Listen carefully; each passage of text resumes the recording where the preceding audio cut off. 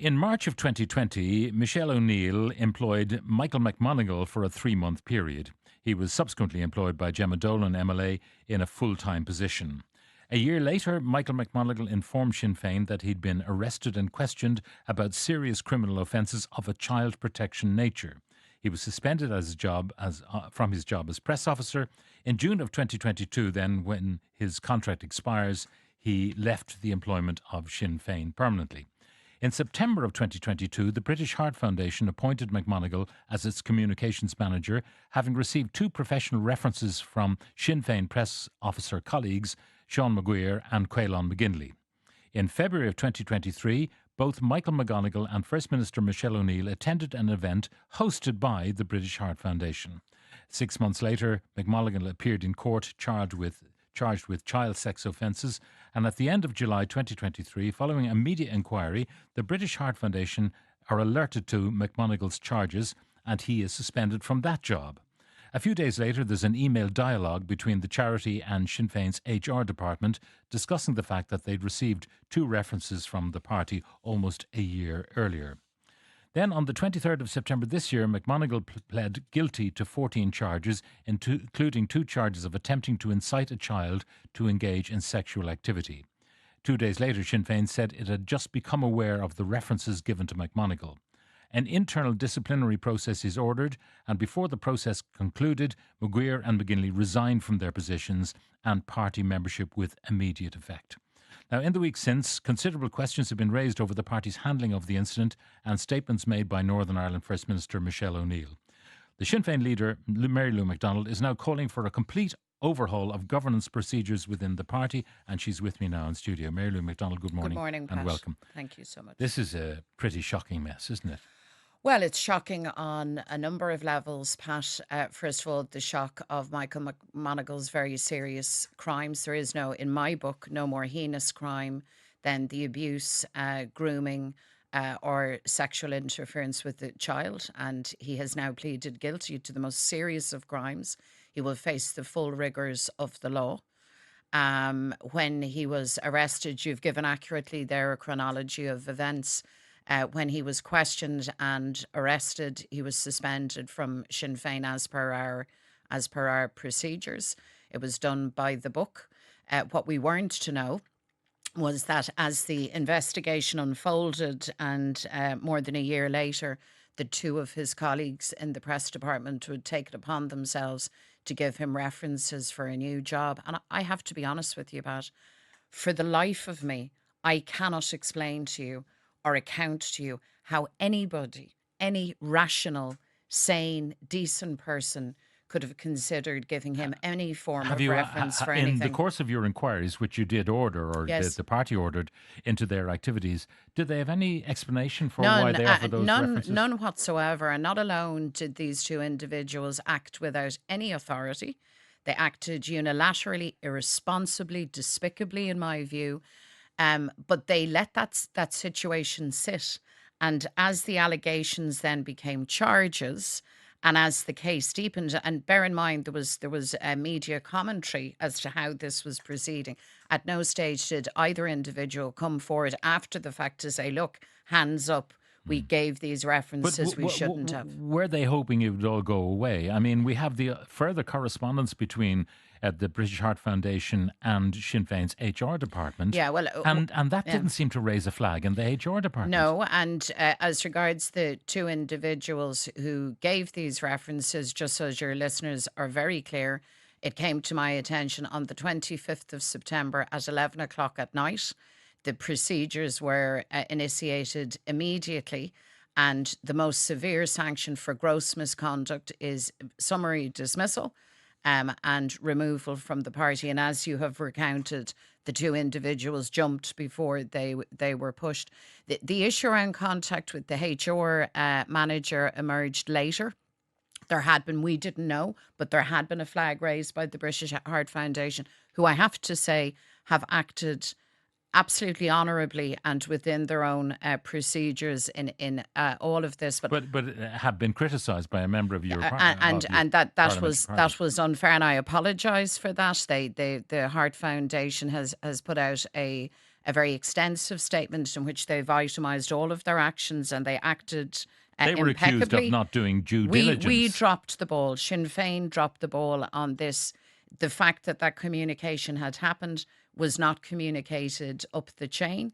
That was an omission and an error. But I have to reiterate, in the first instance, the two individuals who wrote these references on their own volition, with no authority, no clearance, it was for them at every stage to come forward and make us aware that they had done this. So no, but I mean, that's fair enough. And they're gone, Yeah. and they jumped, as you say before, they were inevitably going to be pushed.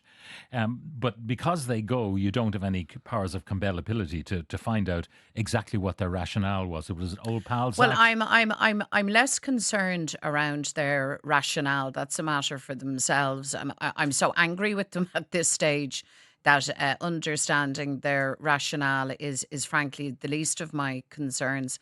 I've asked our incoming General Secretary now to go back and do a full overhaul of all of our governance to clarify, for the avoidance of any doubt for any member of staff or any member of the party as regards procedures, what needs to be communicated and flagged and to whom. And on the issue of references, to make it absolutely clear where the authority for any reference, for any individual lies. We need clarity on those matters. And we actually have strong child protection guidelines with strong HR processes. Unfortunately, we had two errors. Number one, people acting outside of their authority, and they have faced the stiffest sanctions, the most extreme sanction that we could visit on them. They've lost their jobs. They're not in the party, on the one hand. And then we, in the second instance, we had a communications drop.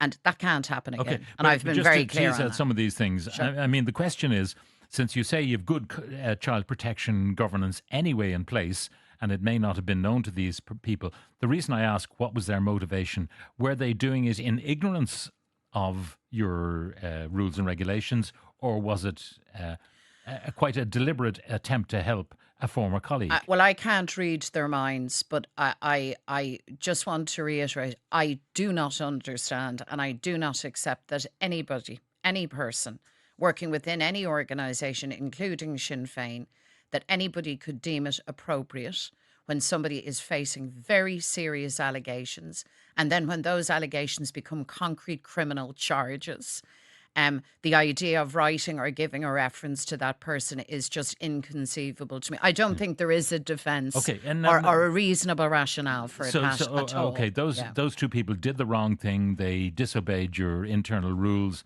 They acted outside any authority they had, and they're gone. But what about, and the HR person, by the way, I've learned, has also gone, the person who was in communication with the British Heart Foundation. How did that not emerge in the year in between? Well, that's a good question. I mean, from what I have ascertained is there was changes in personnel. There was an issue around cover, maternity cover, and there was churn in the staffing and the management of the function. That happened. But still and all, and this is really what we need to clarify and have absolute certainty on from here on in, even when personnel change and there is that churn, a ball as significant as that shouldn't be dropped, and a communication error of that size. It's the reddest of red flags, this kind of thing. Of course it is. I mean, child protection. Of course it is. And bearing in mind, and I have to say this so that people understand the chain of events and what everybody did, in all fairness, the job that McMonagle took up with the British Heart Foundation is a press role. It didn't involve him having access to children, so therefore he wasn't subjected to the full vetting that ordinarily the British Heart Foundation would run if there was any question of a person having access to children. So it was a confluence of circumstance on the one hand, but in the first instance, two individuals in our organisation, who took it upon themselves to write references for this individual for employment purposes. Unforgivable, Pat. And they have faced the full sanction, the full weight of sanction from Sinn Féin. And I am absolutely determined. I'm furious about it. Michelle O'Neill is more furious about it. We're disgusted, and we are determined that any grey areas or any doubts or lack of clarity that exists in any part of the management of our organisation will be fully clarified and fully audited and Now, overhauled. the biggest mystery arises from this picture, which I'm sure you've seen. Yeah. And this is the event in Stormont hosted by the British Heart Foundation, and Michelle O'Neill is there. And in this picture, which I think most people will probably have seen online or in print, she's facing the family of the young boy who is... Dahi McGowan, yeah. Dahi is, who's the guest, if He's you a like, great kid, of the British Heart Foundation. And in the same frame, no more than, 3 metres away, is Michael McMonagle. Michelle O'Neill employed Michael McMonagle herself for 3 months. So she knew him. Number one, he shouldn't have been there. He was using his pass. That should have been rescinded, one presumes. Correct. But number two, he is in her eye line. I mean, and yet she claims she didn't see him. Well, and we all find that very hard to believe. Okay, well, Michelle, as you know, took questions on this matter yesterday in the Assembly in her capacity as First Minister, and she addressed that issue, and she acknowledged that photograph from that angle, people looking at it would say, how in the name of God could you not have seen him? But she didn't see him. He, by the way, I am assuming here. How did she miss him, I asked. And I am assuming here that he was not going out of his way to go and speak with her in the circumstances. Her focus was on Dahi, who is a young child who needs a heart transplant. He's run an incredible campaign. He's a great little fella, and his family. And, you know, one of the most awful things in all of this is that he and his family have been caught up in the commentary around it. Yeah, and he's gazing up in this picture. He's gazing up at Michelle O'Neill. Yes. His parents are behind him. But literally, as I say, 3 metres away is Michael McMonagle. Yeah, no, I'm looking at the picture the same as you. He's face on. Yeah. To her. So, and she has answered that question. And the fact is, as you know, as much as you might say, looking at the photograph, she didn't see him. She didn't acknowledge him. She was down there in and out of the Great Hall to see Dahi and the family, and that's where her focus was. Now, the investigation by the PSNI, did that involve looking at Stormont computers, for example? Because he worked in Stormont. I mean, like any of these very serious allegations and investigations, of course, any computer, any device that the person under suspicion has access to will be taken by the police and analysed. And were your party's computers also Well, taken? anything that he had access to, yes. Absolutely, and of course, because he has pleaded guilty, there will be no trial, and therefore any of the evidence will not be unfolded in the public domain. That is a matter for the No, I mean, he's pleaded guilty, judicial system. Well, that's a matter for them. The investigation went on for 2 years. It was extensive. He has pleaded guilty. He will now face the full weight of the law, and I imagine a very heavy sentence for this. But obviously, the police and the courts do their business, Pat. We have no influence on that. Does this have echoes for you personally of the Jonathan Dowdall situation, where you found out what he was up to subsequent to your acquaintance with him?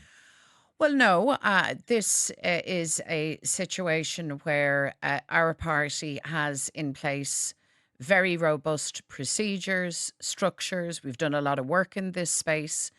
And to say that I was blindsided by this, we discovered about these references, by the way, because of a media inquiry from a Sunday newspaper.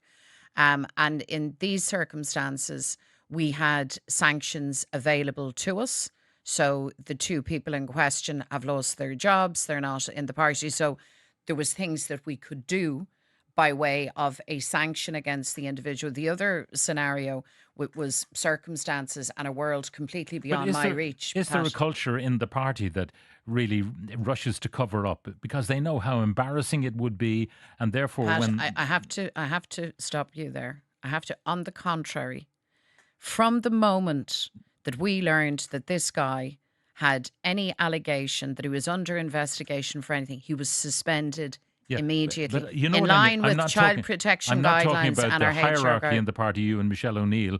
as soon as you find out about this, what choice do you have except to get rid of these Well, people? but we are also people of principle and Yeah, people with yeah. an ethic But and a morality But you around don't have this. any choice but to do Pat. that. These Yeah. are such serious matters.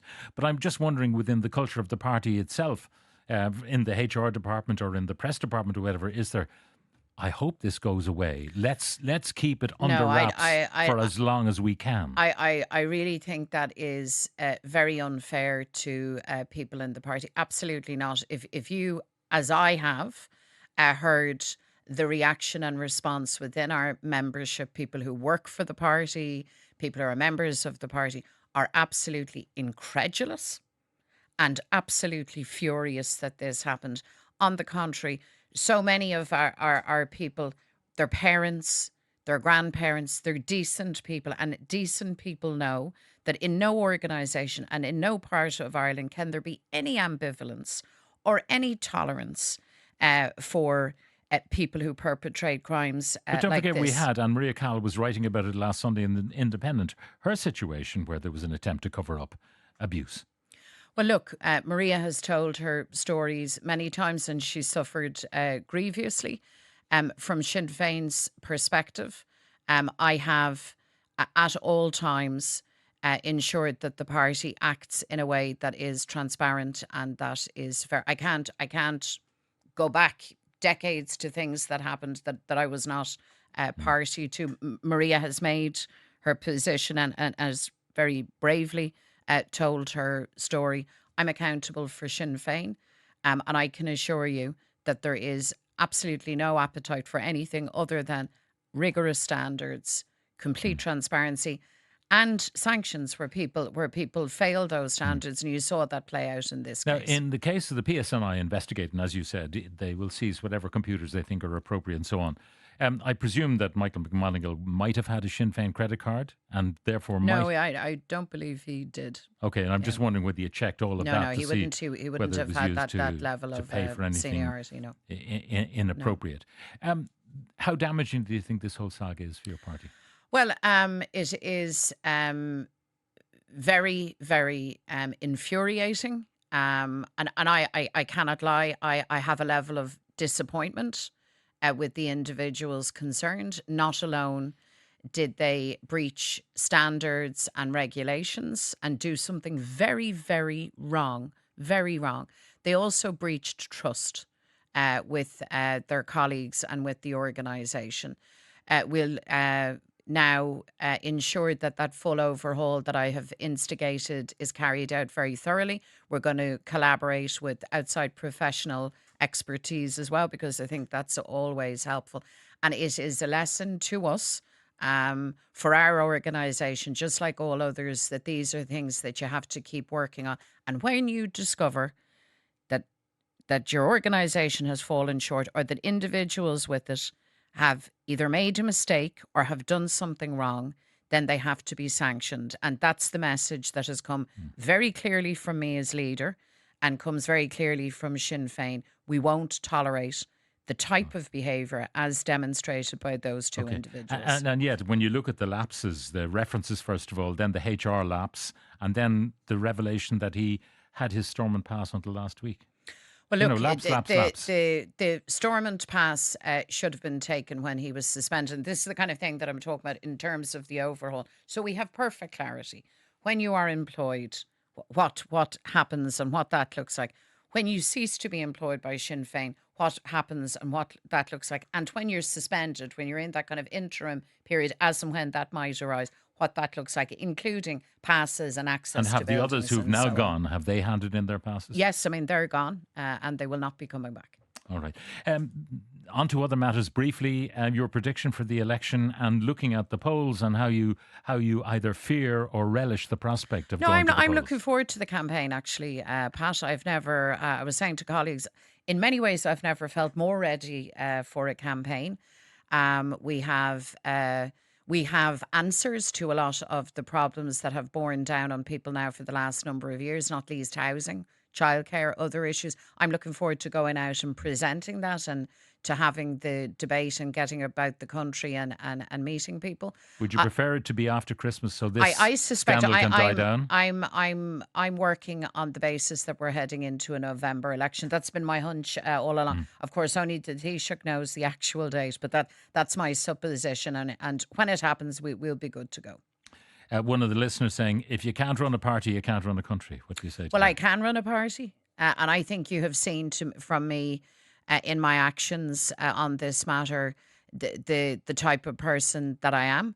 I will not tolerate behaviour like that, and I will not flinch, and I will not look the other way or walk away from the difficult decisions that have to be taken. That's what you've seen from me. Finally, That's who I am. there's a Sinn Féin private members bill about government spending. What is your objective in that bill?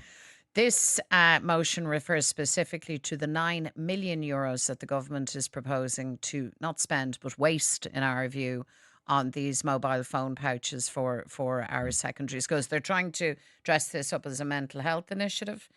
Just to put it in perspective, because people might say, well, 9 million in the context of billions is small apples. The same budget only allows €10 million for school capitation. And you know, and I know, Pat, schools across the country struggle to keep the light on, to keep the building warm. Families pay what are called voluntary contributions.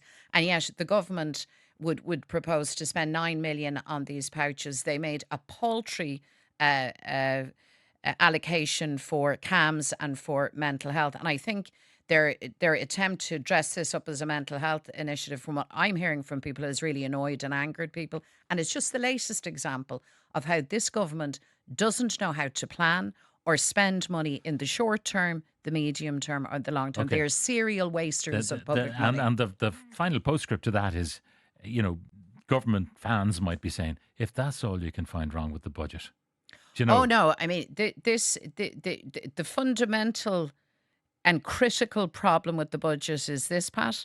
The government splashed the cash on the one hand, and people say, of course, people who are struggling will say an extra amount of money, that's no hassle. But they had no answer to any of the big questions. No answer to housing, no real answer to childcare in particular and runaway costs there, and no answer around longer term infrastructural development and investment in society. So they're short-term thinkers, they're serial wasters of public money, and the sooner we get them out of office, Pat Kenny, the better for this Mary Lou country. McDonald, thank you very much for joining us.